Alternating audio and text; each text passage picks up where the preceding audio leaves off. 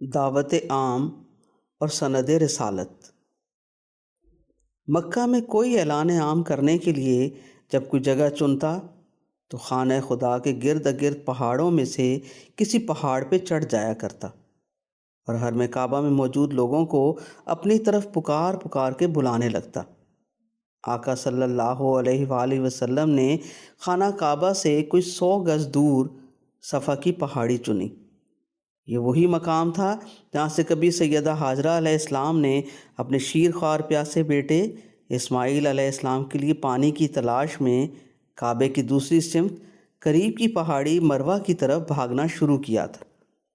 انہی کے کس بھاگے ہوئے ان 7 چکروں پہ آج تک خدا اپنے سب ماننے والوں کو دوڑا رہا ہے۔ آقا صلی اللہ علیہ وآلہ وسلم صفا کی پہاڑی پہ چڑھ گئے۔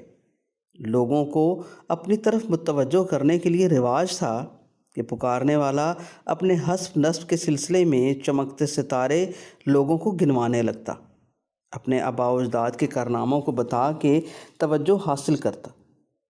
آقا صلی اللہ علیہ وآلہ وسلم سیدنا ابراہیم اور سیدنا اسماعیل علیہ السلام سے بات شروع کرتے تو تمام عرب قوموں کے باپ ان کے جد امجد کی نسل سے ہونے کی دلیل ہوتی، مگر انہوں نے حسب نسب کے کسی امتیاز کی بات نہیں کی۔ خاندانی شرف و عزت اور جاہ و حشم کے قصے آقا صلی اللہ علیہ وآلہ وسلم کی نسل میں موجود تھے، مگر آقا صلی اللہ علیہ وآلہ وسلم نے ان بیساکھیوں کا بھی سہارا نہ لیا۔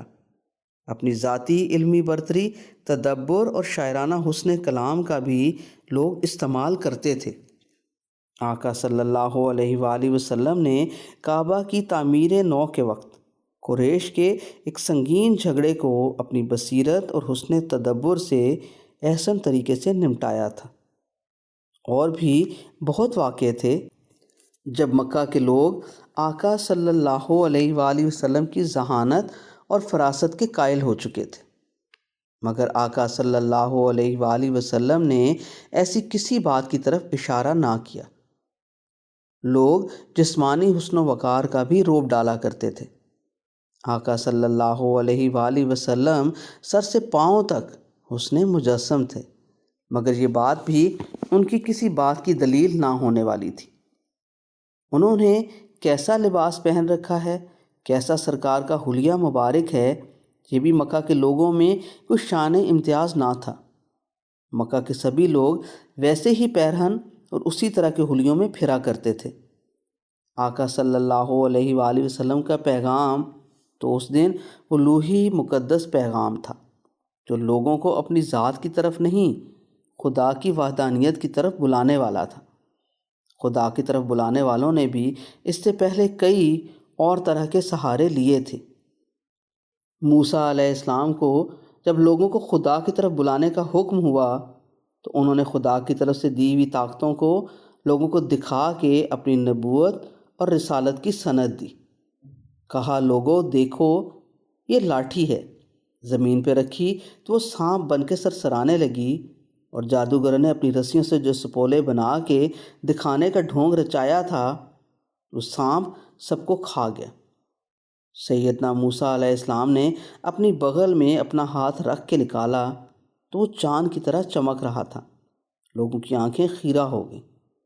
یہ خدا کی دی ہوئی طاقتیں تھیں۔ ان قوتوں کو دیکھ کے بھی جن کے دل میں فطور تھا وہ نہ مانے، الٹا انہیں بہت بڑا جادوگر سمجھ بیٹھے۔ سیدنا عیسیٰ علیہ السلام کی بغیر باپ کے ولادت بذات خود معجزہ تھا۔ پھر ماں کی گود میں ان کا بات کرنا، مٹی کے پرندے بنا کے انہیں جاندار پرندوں کی اڑان دے دینا، کوڑ کے مغز میں مبتلا یا کسی بھی بیماری کے بیمار کو شفا دینا، یہاں تک کہ مردے کو خدا کے حکم سے زندہ کر دینا، وہ سب خدائی قوتیں تھیں جو خدا نے انہیں بخشی تھیں۔ ان سب خدائی شانوں میں ان کی انفرادی ذاتی صلاحیت جو لوگوں کے علم میں ہوتی جنہوں نے انہیں پیدا ہونے کے بعد اپنی بستی میں ایک ایک دن بڑا ہوتے اور زندگی جیتے دیکھا تھا، ویسی کوئی سند نہ بتائی گئی۔ آقا صلی اللہ علیہ وآلہ وسلم 1,24,000 تمام تر انبیاء اور رسولوں پہ مہر آخر ہیں۔ ان کے بعد آسمان سے خدا کا پیغام لے کر کوئی پیغمبر کوئی رسول نہ اترنا تھا۔ اس لیے آقا صلی اللہ علیہ وآلہ وسلم کی رسالت کے اعلان عام میں پہلوں جیسی عمومی کوئی سند کافی نہیں سمجھی گئی۔ آقا صلی اللہ علیہ وآلہ وسلم نے نہ حسب نسب کا افتخار جتایا، نہ ذاتی نام و نمود، نہ علم و فراست، نہ حکمت اور یگانگت کہی، نہ اپنے پیرہن چہرے مہرے کی بات کی، نہ خدا کی دی ہوئی معجزانہ صفات کا سہارا لیا۔ آقا صلی اللہ علیہ وآلہ وسلم نے لوگوں کو متوجہ کر کے کہا، لوگو، بنی قریش کے سبھی قبیلوں کے ساتھیوں، تم مجھے جانتے ہو۔ میں 43 سال اس بستی میں رہا، ایک شیرخوار بچے سے آج اس عمر تک پہنچا۔ میرا کوئی فعل، میرا کوئی عمل، میری کوئی بات تم لوگوں سے پوشیدہ نہیں۔ بتاؤ، زندگی بھر تم میں سے کسی نے مجھے جھوٹ بولتے دیکھا؟ یہ ہے سند۔ سب ہجوم یک زبان بولا، تم صادق ہو، سچے ہو، ہم نے صرف سچ ہی تم سے سنا ہے۔ آقا صلی اللہ علیہ وآلہ وسلم نے پھر پوچھا، اے اہل قریش، تم نے میرے پاس امانتیں رکھوائیں، کبھی بھی مجھے کسی امانت میں خیانت کرتے دیکھا؟ میرے پاس جو بھی چیز پہنچی، کیا کبھی میں نے اس میں اپنی طرف سے کوئی کمی بیشی کی؟ یہ ہوتی ہے سند۔ صفا کے نیچے کھڑا ہجوم شہر کی مکھیوں کے جتھے کی طرح سرسرا رہا تھا۔ تم الامین ہو، سب سے زیادہ امانت دار۔ کوئی اور برائی تم نے مجھ میں دیکھی جس سے میری کہی ہوئی بات کی تاثیر کم ہو؟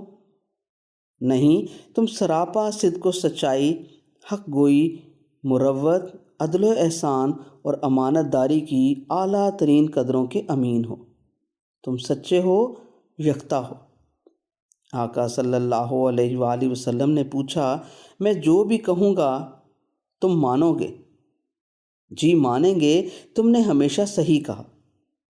آقا صلی اللہ علیہ وآلہ وسلم نے مثال دینے کے لیے پوچھا، اگر کہوں اس پہاڑ کے دوسری طرف ایک دشمن ادھر حملہ کرنے والا ہے، تم مان لو گے؟ جی مان لیں گے، کیونکہ تم سے صرف سچ کی امید ہے۔ تب آقا صلی اللہ علیہ وآلہ وسلم نے کہا، اے اہل قریش، میں تم کو ایک خدائے واحد کی طرف بلاتا ہوں جو سب کا خالق ہے، صرف وہی اکیلا عبادت کے لائق ہے۔ ہم سب آدم کی اولاد ہیں اور آدم علیہ السلام مٹی سے بنے ہیں، سبھی برابر ہیں۔ ہم میں سے بہتر وہ ہے جس کے اخلاق بہتر ہوں۔ اسی رب کی طرف واپس لوٹ کے جانا ہے اور یہاں بیتے ایک ایک پل کا اسے حساب دینا ہے، جس دن جب وہ پھر سے زندہ کرے گا۔ پتہ نہیں آقا صلی اللہ علیہ وآلہ وسلم نے اس دن صفا پہ کھڑے ہو کے کتنی دیر باتیں کی۔ لوگ خاموشی سے سنتے رہے۔ پھر اسی ہجوم میں آقا صلی اللہ علیہ وآلہ وسلم کا بدبخت چچا ابو لہب نہایت بدتمیزی سے ہاتھ نچاتا ہوا شور مچانے لگا، نعوذ باللہ، تیرے ہاتھ ٹوٹ جائیں، تو نے اس بات کے لیے ہمیں بلایا تھا؟ چلو لوگو، اپنے اپنے کام پہ واپس جاؤ۔ وہ بڑبڑاتا ہوا، الٹی سیدھی باتیں کرتا ہوا لوگوں کو صفا کی پہاڑی کے نیچے سے ورغلا کے لے گیا۔ اس کی بیوی ام جمیل، جو ابو سفیان بن حرب کی بیوی کی بہن تھی، وہ آقا صلی اللہ علیہ وآلہ وسلم کے گھر کے باہر سر پہ کانٹے اٹھا کے لائی اور راستے میں گرانے لگی۔ ابو لہب آقا صلی اللہ علیہ وآلہ وسلم کے پڑوس میں رہتا تھا۔ وقت بے وقت وہ آقا صلی اللہ علیہ وآلہ وسلم کی شان میں گستاخیاں کرنے لگا۔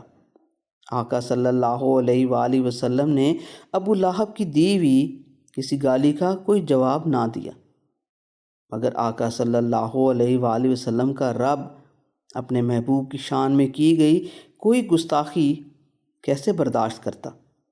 آسمان سے فرشتہ اترا اور خدا نے ابو لہب کی بدتمیزی کے جواب میں کلام نازل کیا، ٹوٹ جائیں ابو لہب کے ہاتھ اور وہ ہلاک ہو، نہ اس کا مال اس کے کام آیا اور نہ وہ جو اس نے کمایا، وہ جلد بھڑکتی ہوئی آگ میں داخل ہوگا، اور اس کی جورو بھی جو ایندھن سر پہ اٹھائے پھرتی ہے، اس کے گلے میں مونج کی رسی ہوگی۔ القرآن سورۃ لہب آیت نمبر 1 سے 5۔